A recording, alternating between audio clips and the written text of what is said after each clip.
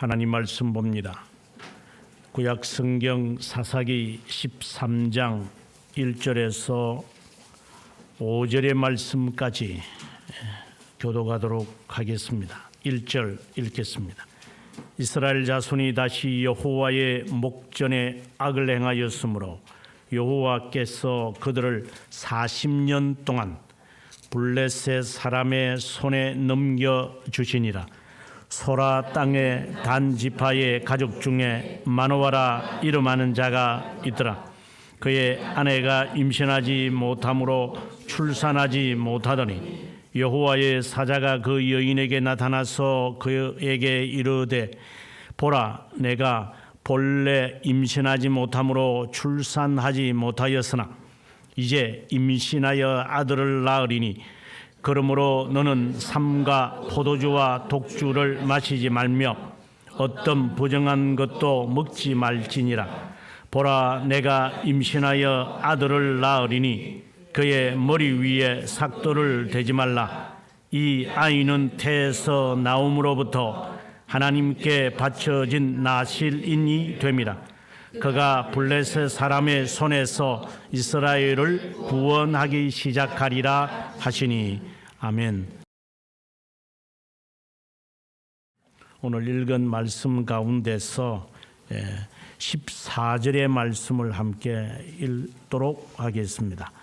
포도주나무의 소산을 먹지 말며 포도주와 독주를 마시지 말며 어떤 부정한 것도 먹지 말고 내가 그에게 명령한 것을 다 지킬 것이니라 하니라. 아멘. 삼손을 가리켜서 삼손의 이름을 따가지고 무슨 아무개 삼손 이렇게 하는 사람은 없을 거예요. 아마 저보고도 삼손의 이름을 아들에게 줄 수 있느냐 이렇게 말하면 한번 생각해 봅시다. 이렇게 할 정도로 삼손이라는 이 이름은 우리에게 그렇게 좋은 이름이 아닌 것으로 인식되어 있는 것이 사실입니다. 그것도 그럴 것이 매춘녀를 사랑하거나 그리고 블레셋 여자와 결혼하거나 그리고 블레셋에 가서 결국은 머리카락이 잘려가지고 두 눈도 뽑히는 이런 부끄러운 하나님의 나실인으로서 할 것이 못되기 때문에 그의 이름을 따서 우리가 한다라는 것은 거의 마음에 들지 않을 것입니다. 아마 쉽게 그렇게 생각할 수 있지만 이 삼손은 바로 예수 그리스도의 전형적인 모습입니다. 동시에 우리 자신의 모습을 반영하고 있습니다.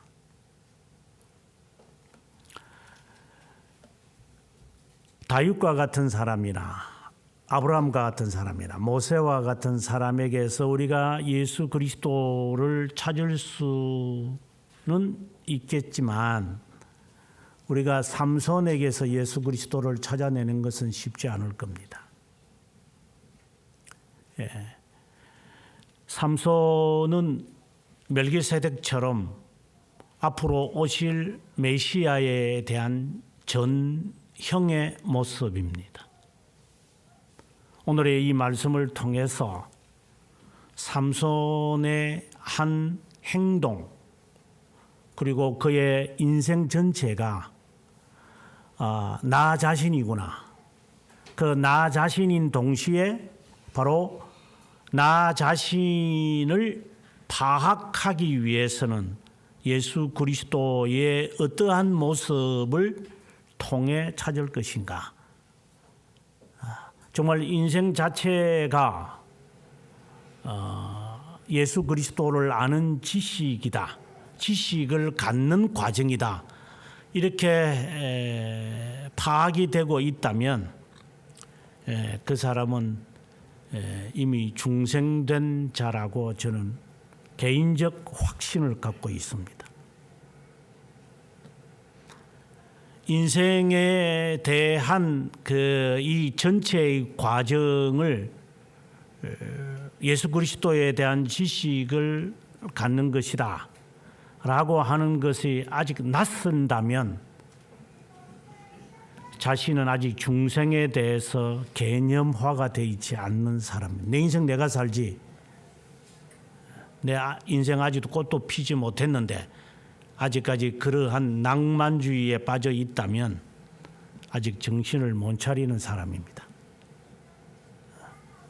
자신의 꿈을 이루기 위해서 그리스도를 찾았다면 아직도 원더랜드에서 유토피아에서 살고 있는 자이기 때문에 아웃사이드, 인사이드, 아웃사이드인가 그런 만화 영화를 좀 보고 인생을 다시 출발하셔야만 될 겁니다. 우리는 흔히 좋은 것만을 안겨다 주면 자녀는 좋게 될 것이라고 우리가 흔히들 이야기를 합니다. 네, 그거는 일반적인 원리는 맞습니다. 맹자의 어머니가 그렇게 한 것처럼 그래서 너나 나나 할 것 없이 좋은 환경에서 자녀를 키우려고 그럽니다. 그건 틀린 것은 아니죠. 하지만 진리는 아닙니다. 그는 우리가 만들어낸 진리인 척하는 것이죠. 오늘의 이 삼손의 이야기에서 그리스도를 찾을 수 있을까라는 우리가 질문을 던져보는 것도 그 때문입니다. 나는 이런 시궁창에서 예수 그리스도를 찾을 수 있단 말이냐. 왕과 같은 믿음의 조상과 같은 다윗과 그리고 아브라함과 같은 사람에게서 찾아야지, 모세와 같은 영적 지도자에게서 찾아야지, 이런 인생 종말로 살아가는 이 사람과 같은 자에게서 무슨 예수 그리스도를 찾을 수 있단 말이냐 하는 이 말은 좋은 환경에서 자녀를 키워야 좋은 자녀가 낳는다라고 하는 편협된 생각에 있는 자들에게는 이해가 되질 않을 겁니다. 그렇다고 해서 잘못된 환경에서 좋은 사람이 나온다, 그 말을 하려는 것이 아닙니다. 편협된 생각을 지워버려라 라는 말을 하고 싶은 겁니다. 오늘의 이 삼손의 이야기에서 방금과 같은 이 이야기를 추출해내려면 오늘 본문을 우리가 좀 더 심도 있게 살펴봐야만 될 것입니다. 먼저 13장 1절에 보면은 이스라엘 자손이 다시 하나님께 악을 행했다. 이 이스라엘 백성들이 계속해서 악을 행하는 것의 모본은 10장 10절에서 16절에 잘 나타나 있습니다. 이 전형적인 죄들입니다. 그들은 반복합니다. 재현합니다. 재발합니다. 이것이 죄가 반복되어지는 모습들입니다. 성경은 말하기를 영적 간음이라고 그럽니다. 너희가 나를 버렸다, 이 말을 합니다. 그러면 곧장 사람들은 말합니다. 우리가 언제 주님을 버렸습니까? 그러나 어린아이에게 행하지 않는 것이 나에게 행하지 않은 것이라고 하시는 주님의 말씀처럼 우리는 핑계하지 못할 것입니다.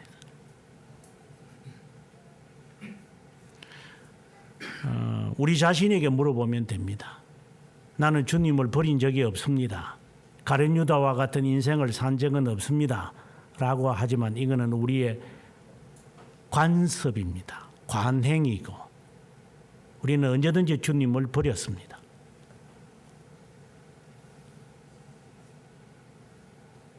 이스라엘 사람들의 이 모습에서 잘 나타납니다. 틈만 나면 40년 동안 주님을 부인했죠. 원망했습니다. 우리가 생각할 때 정말 저런 이스라엘 백성들 저거 정말 못된 것들 저거 다 죽여야 돼, 이런 마음이 들지만 실제로는 우리 자신의 모습입니다.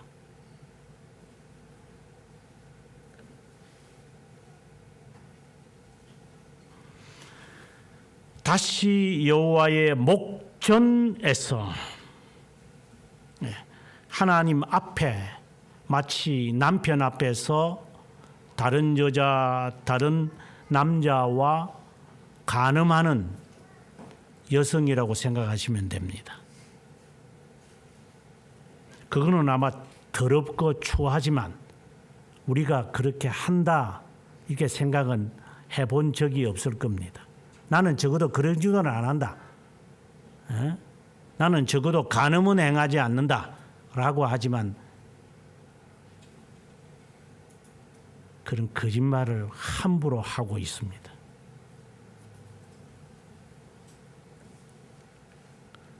나는 적어도 삼손처럼은 하지 않는다 이렇게 하지만 정말 무슨 대책이 없는 사람들. 40년 동안 그 짓을 했습니다. 이스라엘 백성들이 40년 동안 이스라엘 하나님을 시험한 것과 같은, 그러니까 인생 전체라고 보시면 됩니다. 태어날 때부터 40세 될 때, 쉽게 말하면 40세 될 때까지 거짓만 했다 이 말입니다. 한 세대가 그렇게 살았다 이렇게 보시면 됩니다. 적절한 비유인지 모르겠지만 한국 교회에 1983년에 제3의 물결이 몰아쳐가지고 찬양과 경배라는 그 미명 아래 한국 교회가 지금까지 종로로 타고 있는 것처럼 좀 더 가겠죠. 이제 모조리 한국 교회가 교회당이 아니고 마치 카바레와 방불하는 장소로 만드는 이 한국 교회 83년부터 되어졌으니 이제 조금만 더 가야 되겠죠. 여러분들은 그 안에서 다 태어난 사람입니다. 태어날 때부터 그런 짓들만 보고 듣고 살아왔습니다. 그것이 교회인 줄 알고 착각 속에 빠지는 그런 40년의 세월을 여러분들은 지나고 왔을 거예요. 신앙의 모범자들 앞에 둔 적도 없을 거예요. 어떤 신앙을 본받으면서 살아가야 할까? 여러분의 인생 속에서 한 명이라도 있습니까?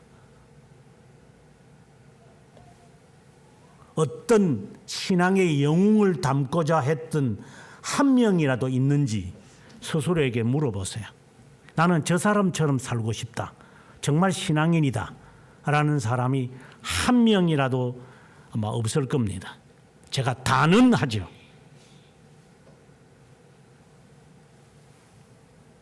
이 한국 교회에서 찾아볼 수 없기 때문입니다.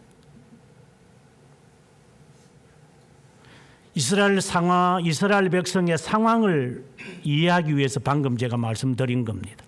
태어날 때부터 40살까지 하나님을 배반하는 일만 하는 것만 눈으로 보고 자랐던 사람들입니다. 이들에게서 무슨 미래가 있습니까?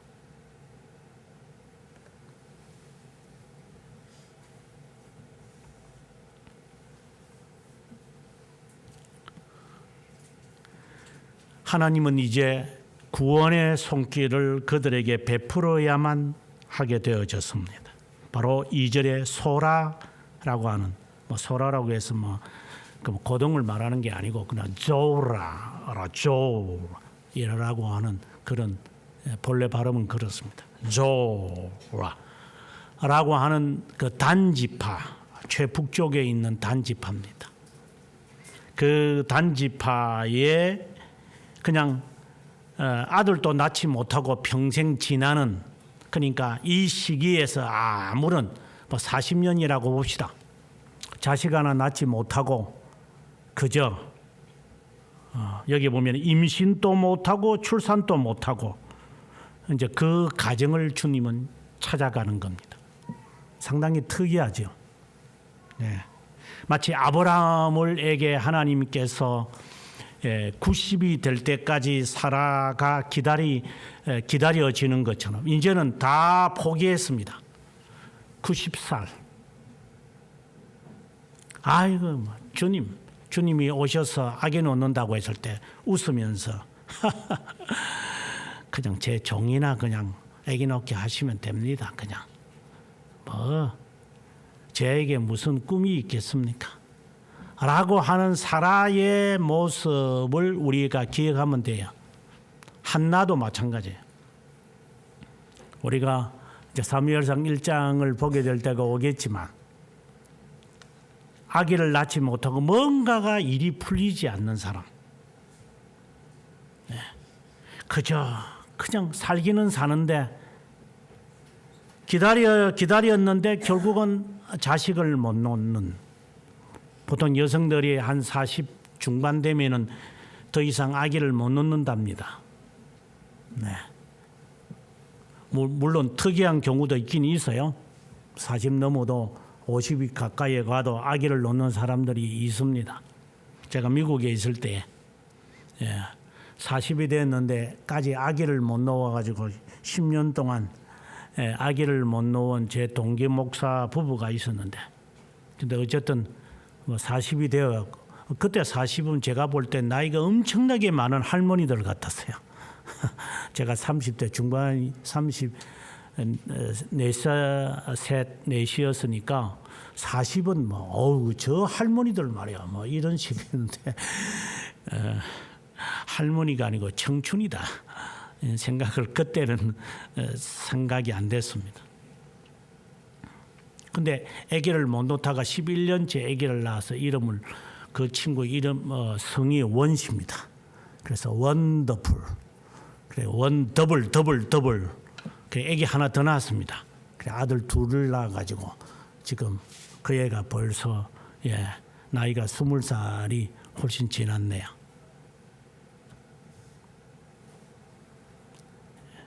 아마 40년 동안 범죄한 이스라엘, 그들에게서 꿈도 미래도 없었지만 이제 하나님은 그 가운데서 겨우살이로 살아가는 사람, 이 마노아의 집에 하나님은 임하기 시작합니다. 아내의 이름은 나타나지도 않아요. 그냥 마노아. 3절에 하나님이 그에게 나타나서 하는 말입니다. 너는 본래, 이렇게 말합니다. 너는 본래 아기도 못 갖는다. 아기도 없는 자다. 이 말은, 여기서 말하는 임신하지 못한다 하는 이 말은 창세기 1장 1절에 있는 말씀과 같습니다. 혼돈, 아무것도 없었다. 너는 아기를 낳지 못한다. 본래 너는 그런 자다. 그리고 너는 출산도 못할 거다. 너는 그런 자다를 일깨우시는 겁니다. 이제 너 임신할 것이다. 이거는 빅뉴스입니다. 우리가 지난주에 드보라의 노래에서 제가 말씀을 드린 것처럼 구약 성경에서 가장 최고의 시는 사무엘상 2장에 나타나는 한나의 시라고 했습니다. 아기를 낳지 못하는 여인이 아기를 낳는다는 이 소식을 들었을 때 오는 그 기쁨. 몇 세인지는 모르겠지만 아마 추정컨대 40이 넘었을 것 같습니다. 이제는 희망도 없는 가운데 하나님의 사자가 마치 사라에게 나타나셔서 하는 말이 너 아기 낳을 거다. 이거는 그 당사자만이 갖는 기쁨일 것입니다. 아기를 낳지 못하는 자가 아기를 낳았을 때 오는 것은 그 여인만이 알 것입니다. 흔하게 다 낳는 아이인데 뭘 그렇게 빌뚝스럽습니까? 나중에 결혼해서 아기 놓는 거 한번 보시오. 그게 그렇게 쉬운 것인가? 다른 사람은 잘도 낳는데 나는 안 그렇던데요. 그게 그렇게 인간 뜻대로 되는 게 아닙니다. 그 사투리 말로 하면은 인간 뜻대로 되는 게 아니다. 그게 그렇다고 낳는 걸 보니까 하나님의 뜻이다. 그 말을 하려는 것이 아니라 그게 뜻대로 되는 게 아니다 이 말입니다. 큰 소리 치지 마라 이 말입니다. 아기 놓는 거 네 뜻대로 되는 게 아니다. 내 친구 목사들 가운데 아들 하나 볼 거라고 4명을 내리 딸 놓다가 나중에 아들 하나 낳은 사람도 있어요. 그게 뜻대로 하나님이 주는지 안 주는지 내가 볼 거다 해가지고 5기로 아마 아기를 계속 낳았어요. 그때 그 첫째 놈이 20살이 훨씬 넘어서 그러니까 그 딸이 나중에 시집가서 아들 놓으면 같은 나이가 될 정도로 5기로 아기를 놓는 사람도 봤어요. 그만큼 그게 좋은가 봐요. 아기를 놓는 게.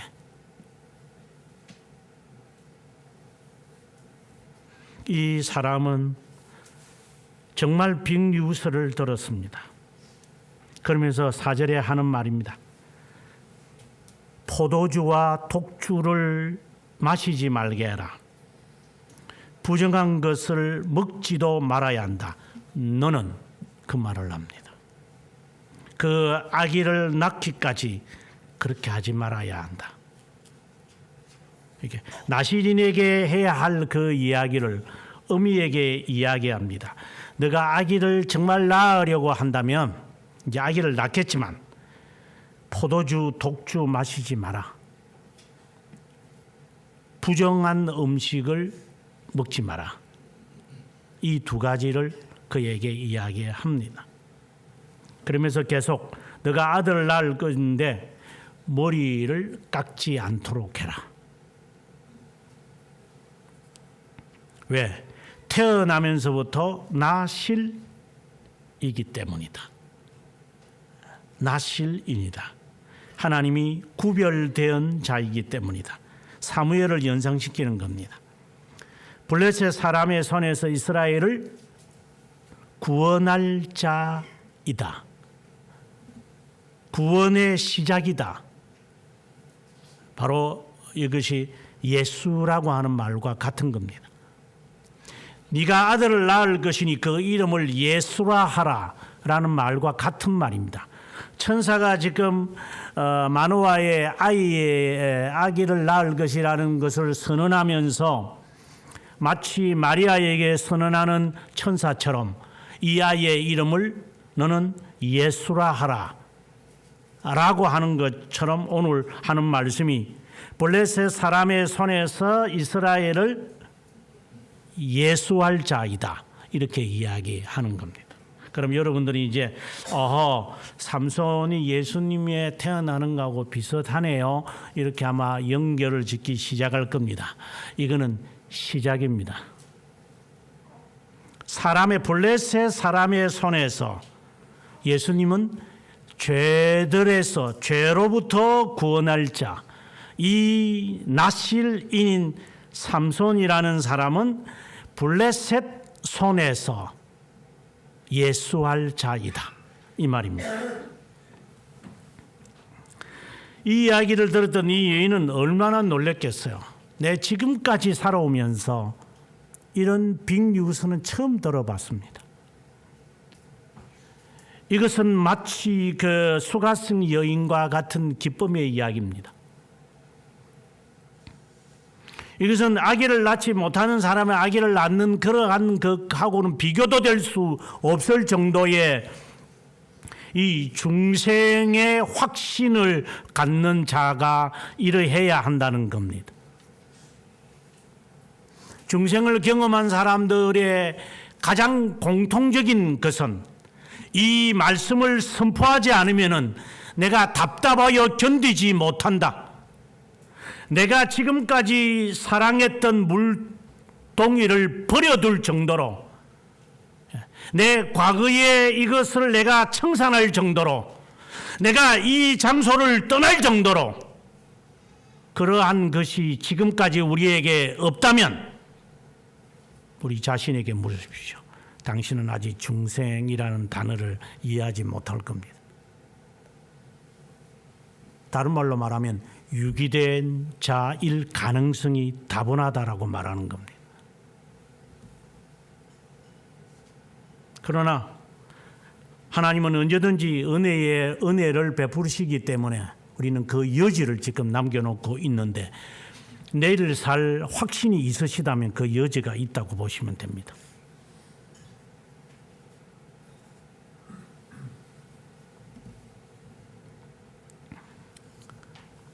5절에서 다시 한번 말합니다. 머리 깎지 마라, 머리카락을 깎지 말라, 이 말입니다.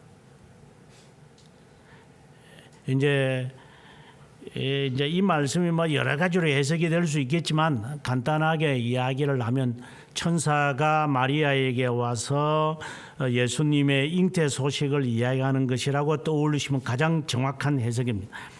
6절에 갑니다. 여인이 기뻐서 남편에게 와서 하는 말입니다. 하나님의 사람이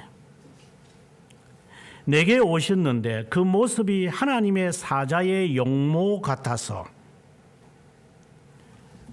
우리는 여기서 성육신 하기 전에 예수님을 봅니다.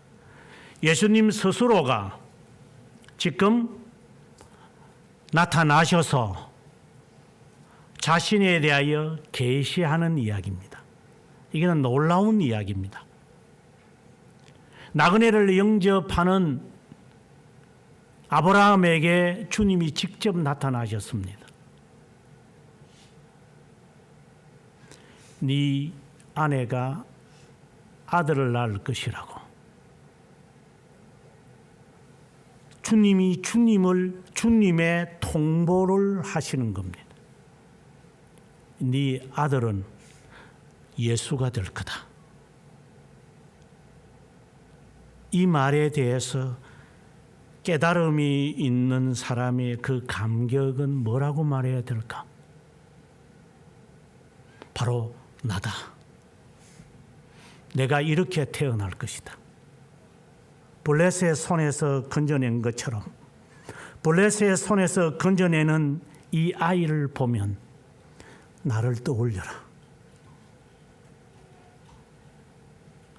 이해가 되십니까?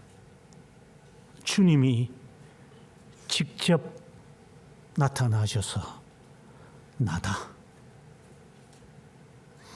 블레셋의 40년의 고통에서 건져내는 것을 보글랑 나를 기억해라. 하이델베르그 32문의 질문이 이렇습니다. 당신은 왜 그리스도인입니까? 당신은 왜 그리스도인 크리스찬이라고 불리워진 이유가 뭡니까? 이렇게 물어봅니다. 31문에서는 예수 그리스도의 삼중직에 관하여 이야기합니다. 그런데 바로 이어서 당신이 왜, 이거는 제가 보니 이게 문맥에 맞지도 않아요. 생뚱맞게 갑자기 나와요. 예수 그리스도에 대한 이야기를 하다가 갑자기 당신은 왜 그리스도인이라 불립니까? 저는 주석을 하면서 이게 무슨 생뚱맞은 이야기를 하는 것 같은 느낌을.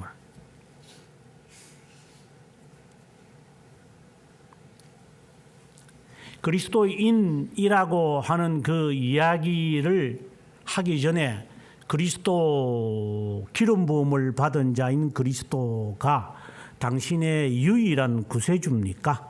이렇게 질문을 해요. 그러면 그 그리스도가 어떤 사역을 했습니까?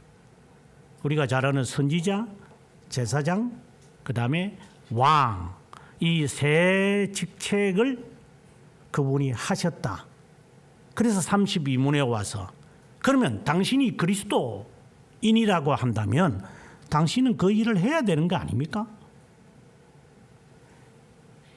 그 중에 첫 번째로 이야기하는 게 무엇이냐? 그리스도를 고백하는 것이다. 이렇게 나옵니다. 이게 선지자 직무에 우리가 행하는 겁니다. 성찬식 할 때 우리가 늘상 외우지만 고린도전서 11장 26절에 와보면 그의 죽으심을 오실 때까지 전하는 것이니라. 고백하는 것을 말해요. 이게 선지자의 직무를 우리가 하는 거예요. 지금 예수 그리스도가 자신을 계시하셨어요. 너 그대로 오늘의 이 모습대로 내가 주님께서 언젠가 이제 성육신 하시겠죠. 아기를 낳지 못하는 너에게 아기가 나오는 것을 보글랑 나를 기억하라고 하시는 것처럼 처녀가 아기를 낳을 수도 없는데 아기를 낳는 것이다. 바로 나다. 주님이 자신을 이미 계시하신 거예요. 이것을 고백할 수 있어야 한다. 과거에 주님께서 그렇게 하셨는데 이제 불모지 가운데서 주님은 물이 나오도록 하시는군요. 그것을 보글랑 나를 기념해라.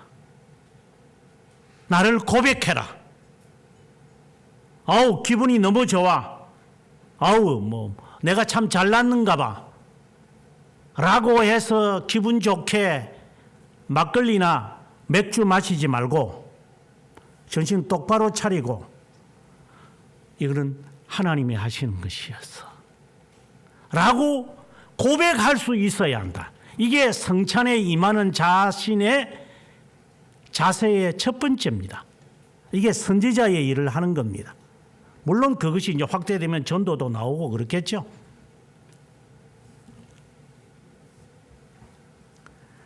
(7절에) 가서 내가 임신하여 아들을 낳으리니 이제 포도주와 독주를 마시지 말며 어떤 부정한 것을 먹지 말라. 이 아이는 태에서부터 그가 죽는 날까지. 일반 나실인은 태어나면서부터 하질 않아요. 일반적인 나실은 이제 중간에 우리가 예를 들어 3장에 나온 에훗, 우리가 지난주에 보았던 드보라, 그리고 중간에 하나님께서 딱 이렇게 택하시는 거예요.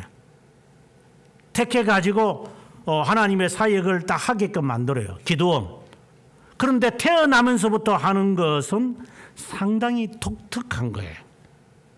사무엘도 마찬가지였죠. 독특하게 태어날 때부터 하나님께서 나실인으로 딱 택해버려요. 이것은 일반적인 자들하고는 달라요.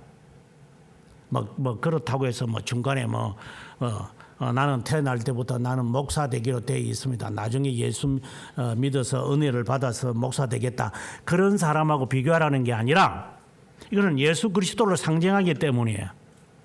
예수 그리스도가 왜 잉태부터 시작을 하도록 되어 있을까? 이 주님의 사역을 위하여. 이것에 대한 이미 예고로서 지금 이삭도 그렇지만은 여기에 나타나는 삼손에게서 주님이 자신을 계시하시는 거예요. 태어날 때부터 이 아이는 나실입니다. 구별하여 세워야 한다.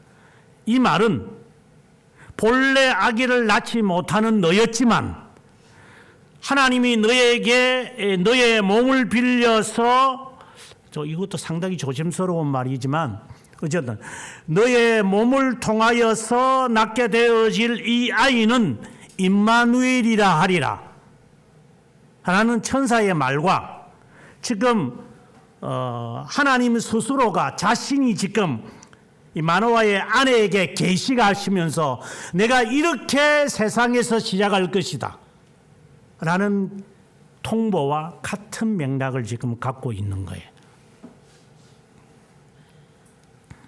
구별되게 키우라. 구별시켜야 한다. 나실인이기 때문에. 마노아가 이야기합니다. 주님, 다시 한 번 더 이런 통보를 제게 해주시면 좋겠습니다. 그때 9절에 주님은 목소리를 들으시고 다시 여인에게 임하고 여인은 급히 마노아에게 말했고 마노아는 아내와 함께 뛰어가서 그분을 맞이합니다. 12절에 이제 당신의 말씀대로 되기를 원합니다. 이 말은 마리아의 노래에서 나타나오는 겁니다. 당신의 말씀대로 계집종에게 임하기를 원하옵니다.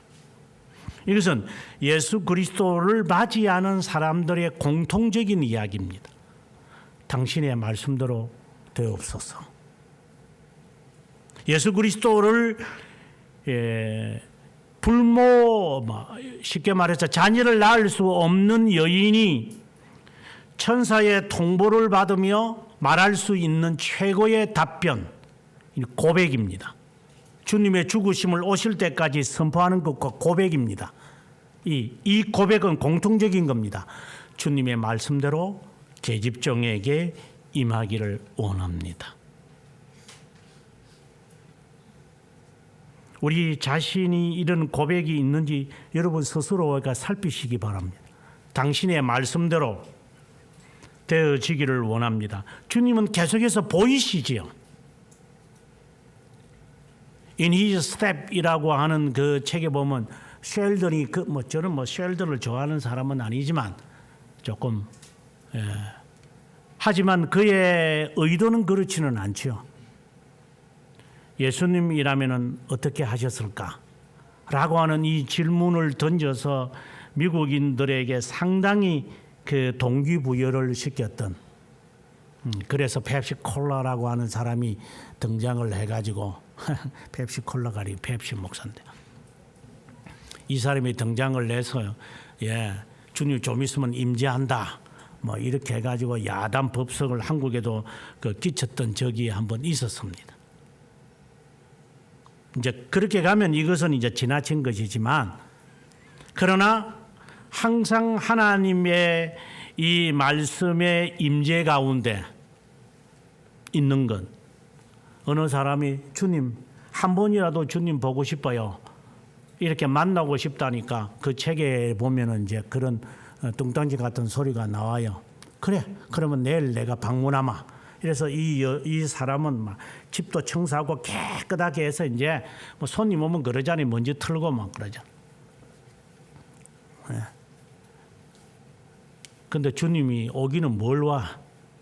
그 장사꾼만 오고 거지만 오고 이렇게 오니까 저녁이 돼도 주님 안 오시니까 주님 언제 오셨어요? 너한테 3번이나 방문했는데 아이 오기는 뭘 와요? 장사꾼만 오고 그런 사람들만 나에게 인사하러 왔던데 그게 나였다. 이러한 말씀처럼 주님은 항상 우리에게 임재해요. 우리가 그걸 안 보는 거죠. 저는 이것이 안타까울 뿐입니다. 내가 몇 번이나 너에게 갔느냐. 우리는 끝내 내 지금 손도 씻고 발도 씻고 피곤하고 그러니까 귀찮고 그러니까 가 그냥 지금 말고 다음에 와 라고 했다. 아가서에서 하는 말입니다. 내 지금 발 씻어가지고 지금 잠자야 되는데 지금 문 열어달라고 지금 밖에서 그렇게 이슬을 맞아가면서 손을 내밀면서 문 열어달라고 그렇게 합니까? 귀찮거리죠. 귀찮죠. 우리는 주님을 영접하는 게 귀찮아요. 이게 그것도 그럴 것이 새벽에 되면 오늘 새벽 같은 경우에 새벽 기도가 없잖아요. 그럼 우리 고양이는 제가 새벽 기도 가야 되니까 이놈은 토요일인지 주일인지도 모르니까 새벽 되면 저를 깨워요.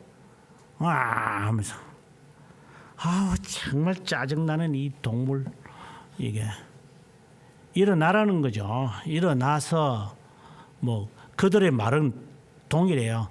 먹이 달라는 거고 빨리 일어나서 나갔다 오면 너희들은 나한테 간식 주는 거니까 빨리 나갔다 와. 오늘 아침에는 얼마나 엉엉대는지 그냥 막 가가지고 그냥 막 화를 내면서 그냥 이것들이 막 하니까 뭐 다 숨어가지고 나오지도 않더구만. 그때 순간적으로 내가 고양이를 통해서 너에게 냥냥 했다면 너는 어떨 것 같으냐. 이제 일어날 때 안 됐나?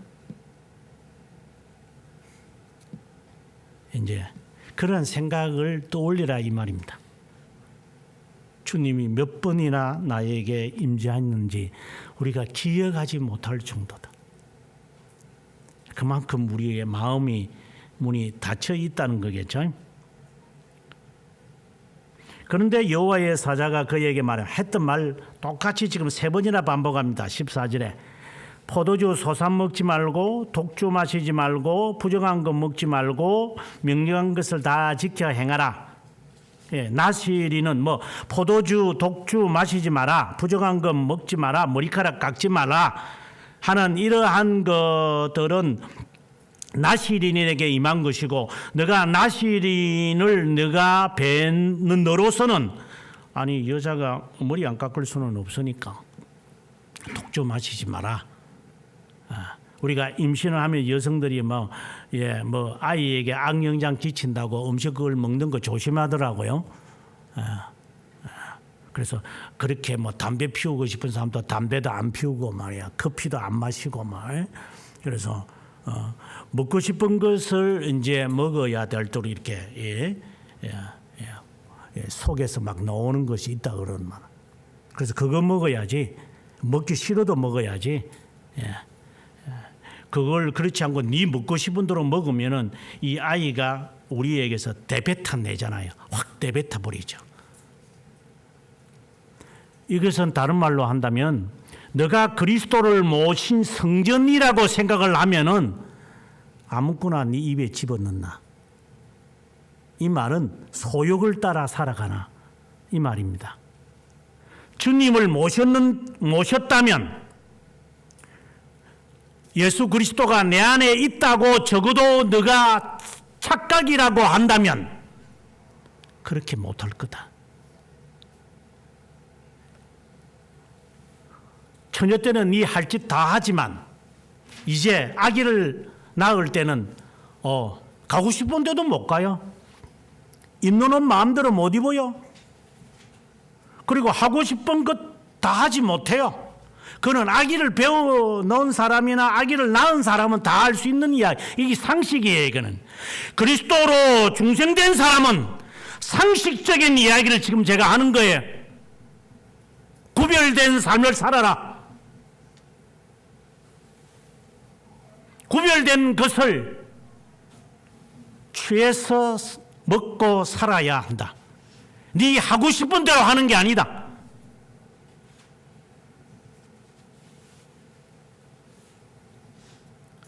이 이야기를 하고 난 다음에 그들은 마침내 아기를 낳게 되었습니다. 24절에 아기를 낳음에 이름을 삼손이라고 하였고, 그 아이가 여호와께서 자라감에 복을 주시더라 하는 말씀이나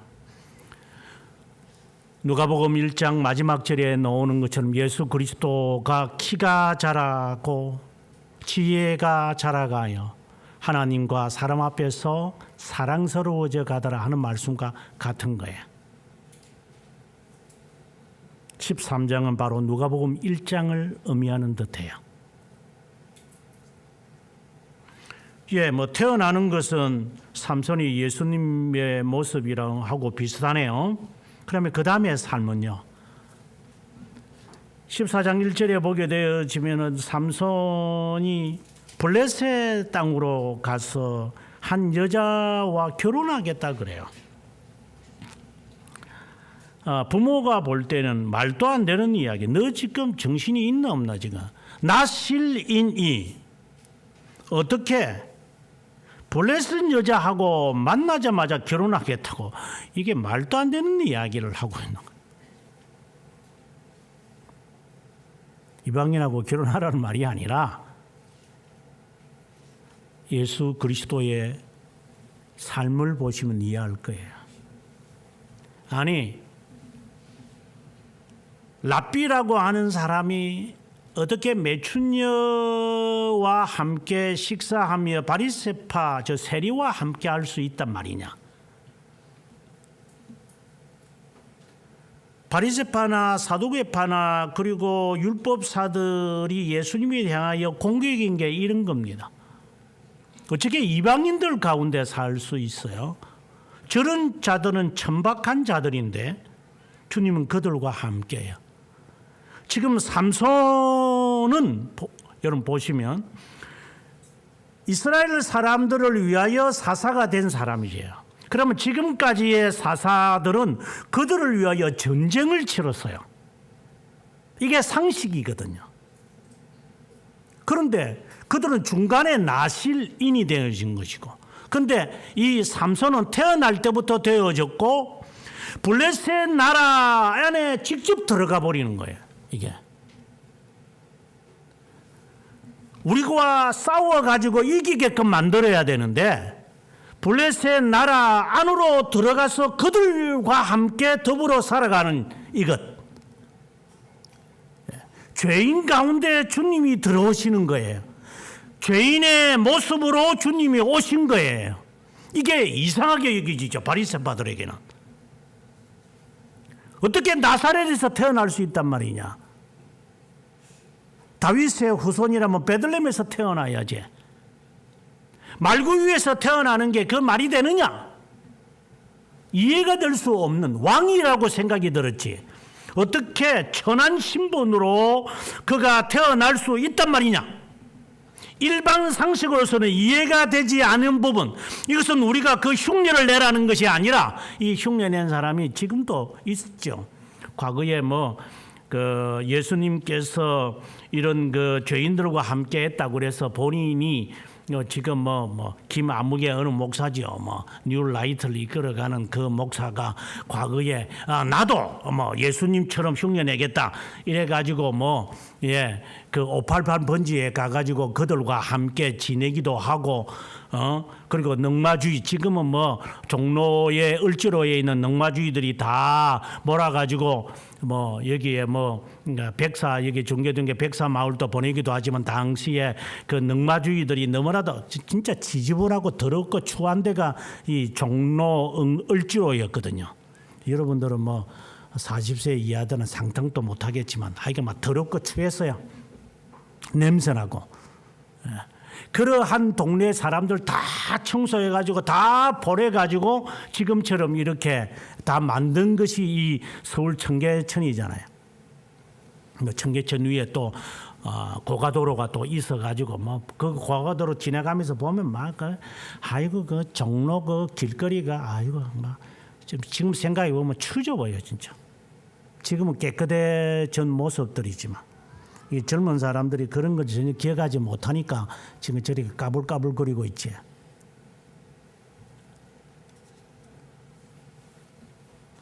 아무튼 예수 그리스도가 어떻게 저런 천한 신분들과 있는 멸시받는 세리와 함께 식사할 수 있단 말이냐? 천한 신분의 여자가 그에게 오는 것을 영접할 수 있단 말이냐? 어떻게 예수가 그 대낮에 남편을 잃어버린 그 여자와 이렇게 대화가 될 수 있단 말이냐? 상식에서 벗어나는 거거든요. 사사들은 그렇게 하지 않았는데, 그런데 이 사사는 그냥 블레셋 안으로 들어가서 그들과 함께 지내면서 먹고 마시는 거예요, 그냥. 이거는 흉내내라는 것이 아니라 예수 그리스도를 말하고자 하는 거예요.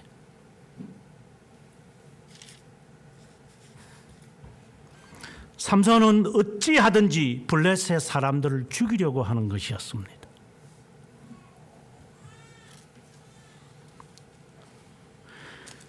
그러고 난 다음에 이들이 이제 결혼식을 앞두고 그 결혼한 여자를 다른 남자에게 돌려보냅니다.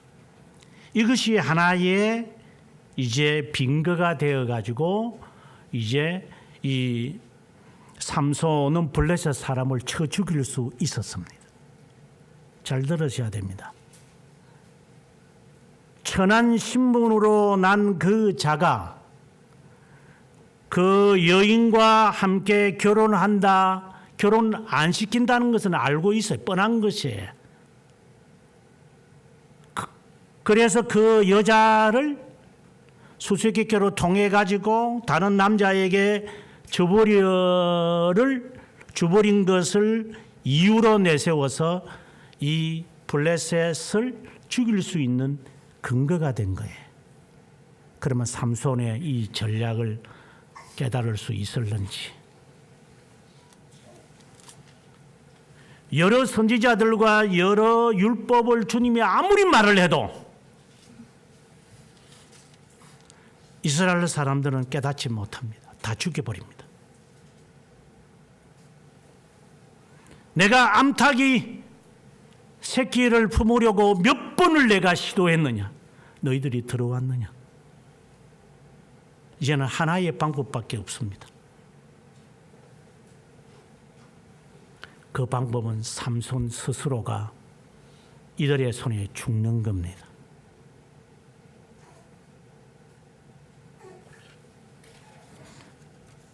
삼손이 몰라서 기생 좋아해가지고 16장 1절에 보면은 기생을 보고 들어갔다. 아이고 이놈 말이야, 나실이니 기생하고 놀아나 이제 이게 꼴 좋다. 그러다가 이제 기생하고 놀아나다가 이제 지겨우니까 4절에 가보면은 소래 꼴짜기에 들일라라는 여자를 또 사랑해. 그래서 그 여자에게 끌려다니면서 심해 소산이 어디 있냐라는 걸 여러 번 4번에 걸쳐서 가르쳐 주지 않다가 마지막에 22절에 머리털이 다 밀린 후에 다시 자라나게 되기 전까지 힘을 다 상실해서 우리가 볼 때 이 삼손 이놈 꼴 좋다. 그래 블레셋 여자하고 결혼하더니만 블레셋 기생을 좋아서 놀아나더니만 이제는 기생의 사람들과 같은 그 들라라고 하는 여성 품속에 잘 지내다가 이제 꼴 좋게 이제 머리털 다 밀리고 눈 뽑히고 꼴 좋구나. 우리는 그렇게 말합니다. 이사야 53장 1절에 주님은 뭐랍니까? 그는 사람들에게서 썰린 바 되어서 어느 누구도 그를 가치 있게 보질 않았다.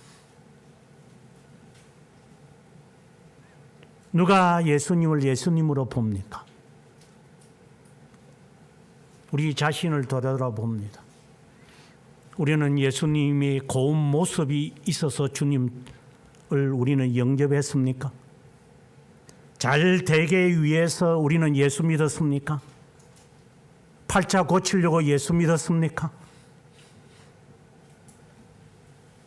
이적을 행하시는 주님이기 때문에 우리는 주님 따랐습니까?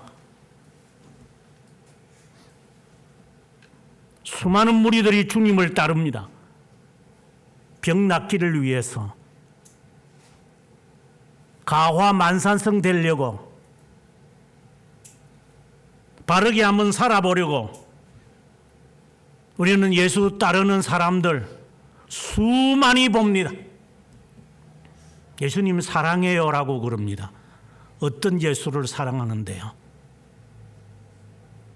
왕이신 주님을? 주님과 함께 고난을 당할 것이라는 것은 예상하셨습니까?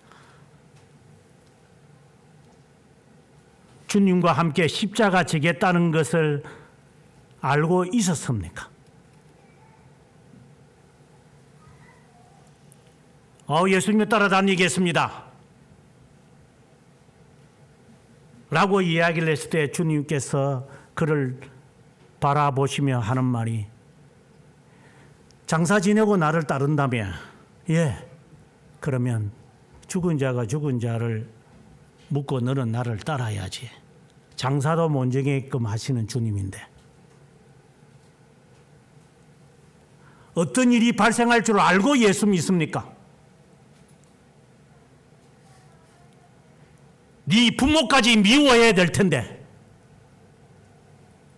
네 처자식까지 미워해야 될 텐데 또 주님을 따랐습니까?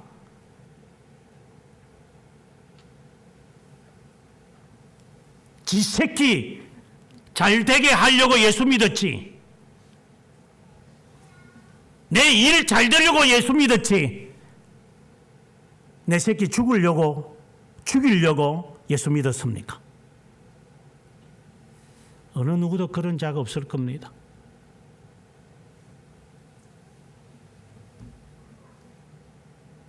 주님을 따른 이유는 잘 되려고, 기적을 행하는 주님이기 때문에, 머리가 될전정 꼬리가 되지 않게 하시는 주님이시니까. 예수 믿으면 모든 것이 다 형통할 것이기 때문에 나는 예수 믿는다. 상대적인 것이었잖아요. 왜 예수 믿은지 스스로에게 물어보십시오. 왜 예수 믿었습니까? 십자가 지려고 예수 믿었습니까? 아니면은 이적을 보니까 예수 믿었습니까?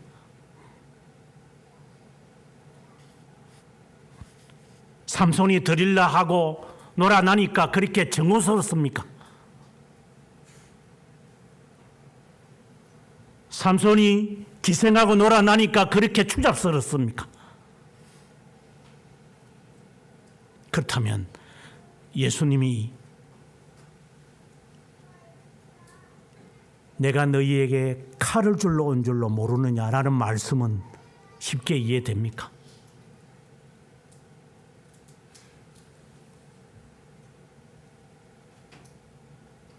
예수 믿는 게 꼭 그런 것만 있습니까?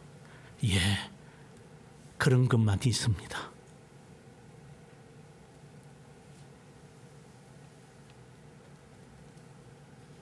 예수 믿는 게 항상 그렇게 고달플만 있습니까? 예, 항상 고달픔만 있습니다. 시편을 아직 읽어보지도 않은 자들이군요.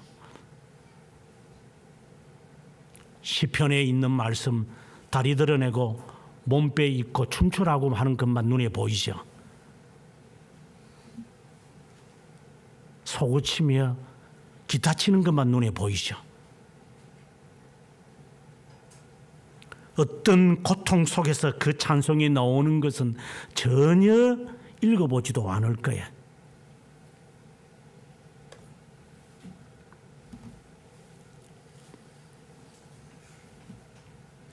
이제 삼손은 꼴 좋게 눈 뽑히고 맷돌 가는 당나귀 신세 되었습니다.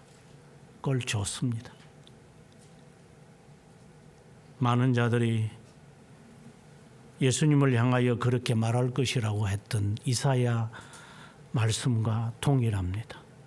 당연히 그런 꼴을 당해야지. 그렇게 사람들이 말할 거라고.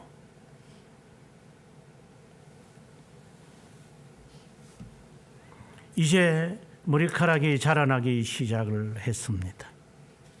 그는 하나님께 기도합니다. 28절에 여호와여 구하옵니다. 나를 생각하시옵소서. 하나님이여 구하옵니다. 이번만 나를 강하게 하옵소서. 두 눈을 뺀 블레셋 사람에게 원수를 단번에 갚게 하옵소서. 단번에, 단 한 번만에 예수 그리스도의 단번에 죽으심을 말합니다. 주님은 죽기 위해서 오셨습니다. 블레셋의 사람들에게 가서 살아야 했던 삼손은 그들에게 자기가 자신이 죽어야만 하는 것을 그는 알고 있습니다. 내가 너희들 손에 죽어야 한다. 그리고 단 한 번 내가 죽음으로 블레셋의 영향력을 끊을 것이다. 일반적인 사사와는 다릅니다. 일반적인으로 제사를 드리는 제사장하고 다릅니다. 일반적으로 매번 드리는 대제사장과는 다릅니다. 내가 단 한 번에 이들을 다 몰살시키겠습니다.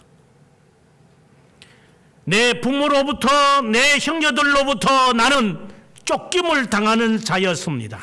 15장 11절에 보면 이스라엘 사람들이 이런 말을 합니다. 유다 사람 3,000명이 에담 바위 틈에 내려가서 삼손에게 이르되 너는 블레셋 사람이 우리를 다스리는 줄을 알지 못하느냐? 내가 어찌하여 우리에게 이같이 행했느냐? 뭔 말입니까? 우리는 블레셋 사람들 밑에서 사는 거 좋다고 간섭하지 말라고 나에게.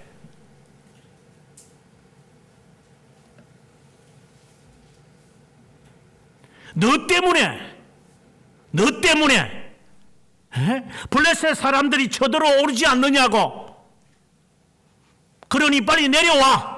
우리가 너를 포획해가지고 넘겨줄 테니까. 우리는 블레셋 사람의 지배가 좋아. 그 지배 속에서 살 거야. 그런데 이스라엘 사람들을 동원해가지고 블레셋을 없앨 수 있다고요? 그는 상식을 말합니까? 이스라엘 사람들은 블레셋 사람 밑에서 사는 것이 좋아요. 이것을 끄집어내는 것이 얼마나 고통스러운 줄 압니까?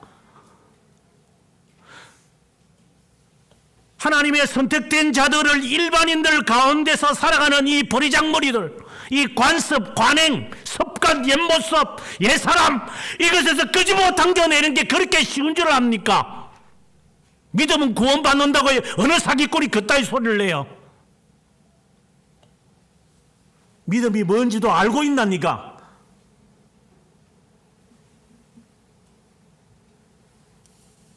믿음의 증거는 알고 있어. 믿음의 기도는 알고 있고, 믿음의 성격은, 믿음의 본질은, 믿음의 대상은 그 뜻을 알고나 있고 네가 한 말이라고 하느냐. 네가 거짓말만 내걸리는 놈들이.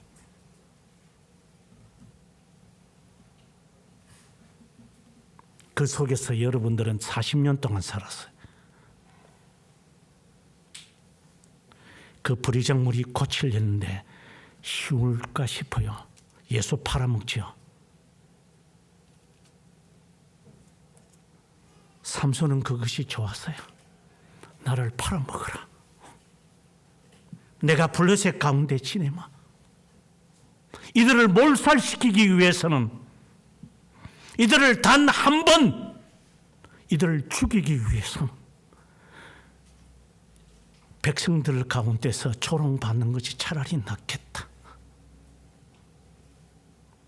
그리고 두 눈이 뽑히고 이것도 참아낼 수 있다.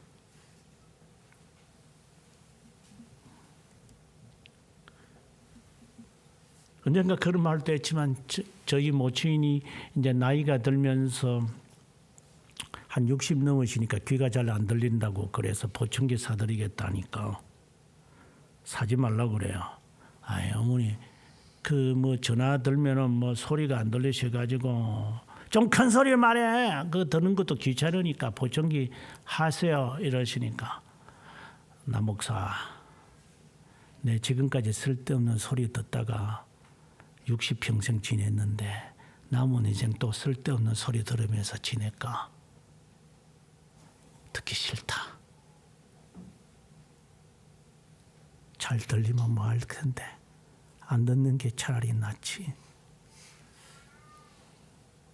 그 말의 의미를 저는 나중에 알았습니다. 들을 거 많이 들었다.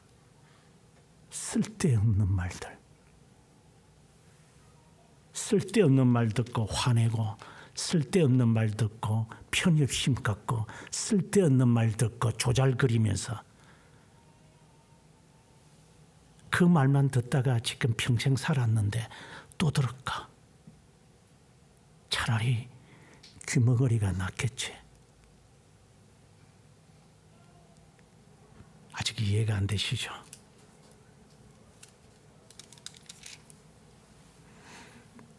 이스라엘 백성들에게 미움을 받는 삼손, 미움을 받았어야만 했던 예수 그리스도,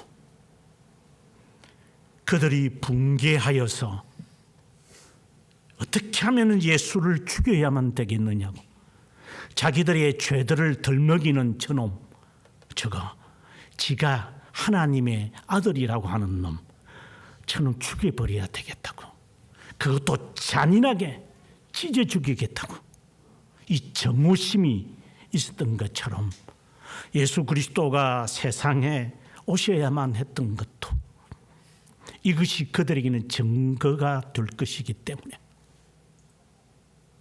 나를 찌는 자도 볼 것이요 나를 때린 자도 볼 것이다.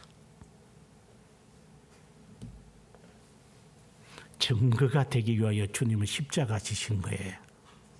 죄 속죄하려고 우리의 십자가를 지신 게 아니라,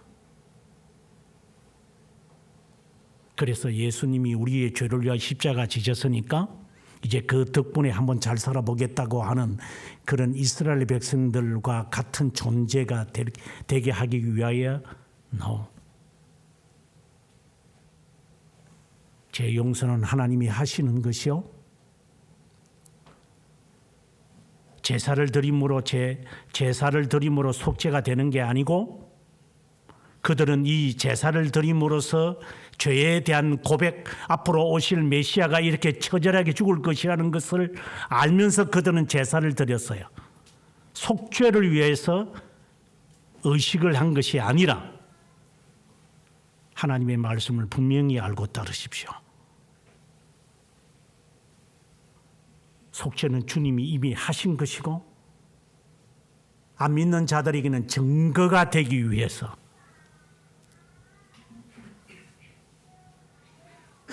너희들이 나를 죽여야만 된다. 그래서 이것을 곡해하면 슈바이처가 했던 말처럼 자기가 이 세상의 꿈을 이루지 못하니까 자기가 순교자가 되어가지고 세상을 변화시켜야 되겠다, 역사의 소리바퀴를 옮겨야 되겠다고 라고 하는 창당증에 빠진 존재처럼 나도 이 세상의 극적인 일을 함으로 사람들의 마음을 감동 줘야 되겠다고 해서 돈키호테처럼 아프리카로 의사로 간 거잖아요.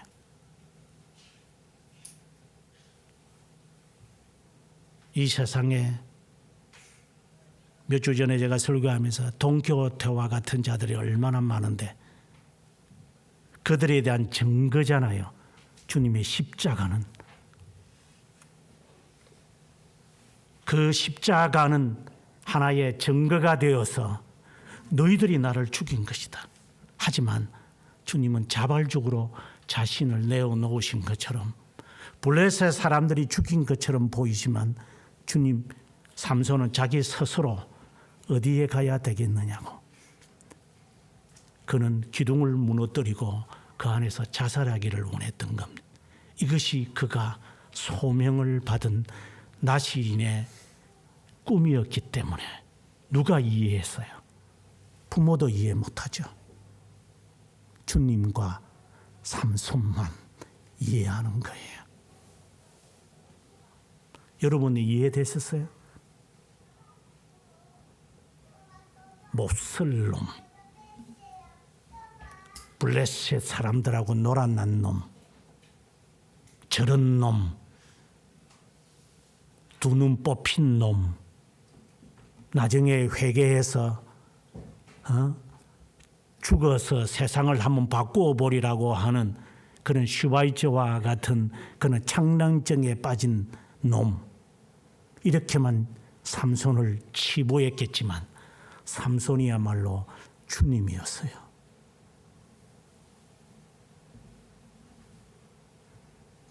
주님이 왜 십자가 지셨습니까? 유기된 자에게는 증거가 될 겁니다. 내가 몇 분이더냐. 하나님의 선택된 자들에게는 십자가 지는 삶을 살아야 하리라. 그렇게 쉽지 않을 거다. 나를 따라오는 게. 제가 새벽마다 하는 설교 내용이에요. 여러분 아직 세상을 살지 않아서 까불까불 거리는 가본데 10년은 걸릴 거다. 20대 사람들을 바라보면서 했던 말이에요. 너희들 이렇게 살다가 나중에 반드시 일을 당할 거다. 정신 못 차릴 거니까. 이 말도 사람의 말이기 때문에 그냥 한 귀로 들었다가 한 귀로 흘러버릴 거다. 왜? 중생을 해보지 않았기 때문에, 의지의 전환이 없기 때문에 용두삼위로 항상 바뀔 거니까. 중생된 자는 의지가 바뀌어졌는데 어떻게 지 의지대로 살아가요? 이 말이 안 되는 거잖아요. 내 의지가 아닌데, 내 생명이 아닌데, 그래서 내 안에 있는 그리스도를 위해서 나는 내가 살 것이기인데 지를 위해서 살아야 돼요. 나를 위해서 살아야 돼요. 내가 배고프면 죽을 똥 살 똥 모르게 발악을 하고, 조금 더 우리가 주님과의 대화를 365일 가운데 몇 번이나 주님을 생각해 보는 거예요. 그러면서 곧장 우리는 주님 사랑한다 그래요. 그러니 이 블레셋과 함께 살았던 이 사람을 바라보면서 예수님을 찾을 수가 없겠죠. 왜 성경은 이렇게 길게 13장에서 16장 넉 장에 이르기까지 이 사람의 이야기를 하고 사사들의 이야기에 마무리를 짓는 걸까요? 바로 이어서 등장하게 될 사무엘을 바라보기 때문에, 예수 그리스도이기 때문에, 시간이 지난 후에 다시 한 번 더 사무엘의 이야기를 통해 메시아에 대한 선언을 하게 되어지고, 이제 16장 끝나고 난 다음에 17장부터는 온갖 죄를 범하는 이스라엘의 상태, 언젠가 초대교회에서 강의하면서 이야기했지만 초대교회 좋았다, 누가 그런 소리를 해요? 초대교회만큼 순교자도 많은 것은 없겠지만은 초대교회만큼 어지럽고 이단자들이 많았던 때도 없었어요. 이것을 방지하기 위해서 신앙의 선배들은 생명을 내걸고 우리들에게 신조와 법도를 정한 거예요. 이거 지켜야 된다. 이것을 지키지 않으면 어려울 거다, 너희들이. 이단자들이 훨씬 많았지 정통인 사람이 몇 사람이나 되던가요. 초대교회로 돌아가자. 이방인들에게 돌아가자는 게 아니라 이렇게 고전분투하며 살았던 그들에게로 돌아가자라는 거예요. 그래서 종교개혁자들이 순교할 수 있었던 거예요. 당신들이 그렇게 외롭게 고전분투하면서 바른 신앙 지키려고 했던 그 신앙 우리도 본받아야 되겠습니다. 해서 그들도 순교하는 거예요. 지금 한국 교회를 보세요. 여러분 자신을 보세요. 순교 시궁창에 처박아 놓고 있지. 어려움, 그리스도 때문에 어려움을 뭘 당해봤어 네가? 내가 볼 때는 새병아리처럼 보이는데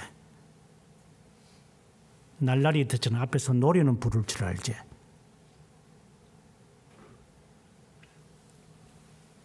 신앙생활의 어려움이 뭔지 아직도 개뿔도 알지 못하는 것들이 주님을 위해서 십자가에 못 박힌대요.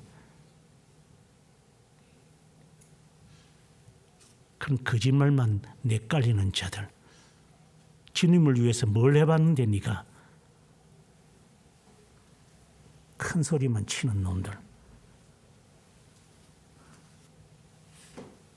주님을 위해서 상처는 받아본 적이 뭐 있어 네가?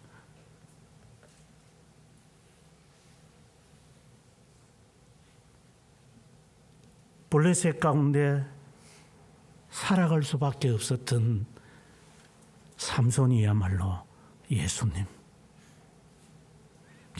자신이 삼손의 예고를 하신 것처럼 누가 이를 알리요?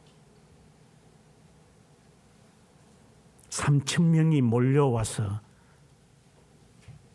예수님 팔아먹는 것처럼 삼손을 팔아먹는데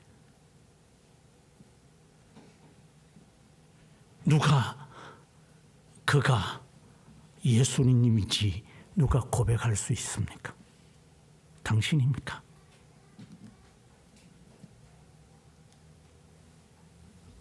십자가 지셔야만 하시는 멸시받는 주님, 정말 이 끔찍한 것까지 내가 당해야만 되느냐? 그러나 내가 이 일을 위해서 왔다고.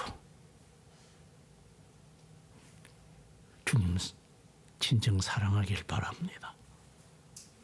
외모로 주님 보시지 말고 내가 중생된 자라면, 의지의 전환이 이루어진 자라면 그렇게 사세요.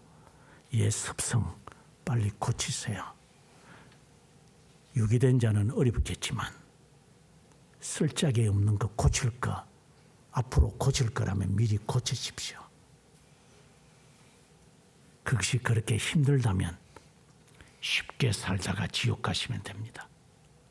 쉽게 사십시오. 대강 사시다가 그냥 스트레스 받으니까, 정신적 압박이 있으니까 교회 와서 좋은 설교 듣고 좋은 노래 좀 부르다가 흥얼흥얼대다가 안 좋은 일이 생기면 술 처마시고,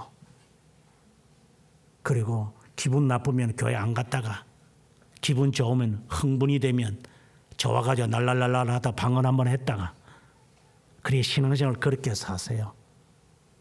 그게 정상적인 기독교인의 모습들이기 때문에. 그러나 삼손을 만나보지 못할 겁니다. 그들 가운데 주님은 계시지 않겠다.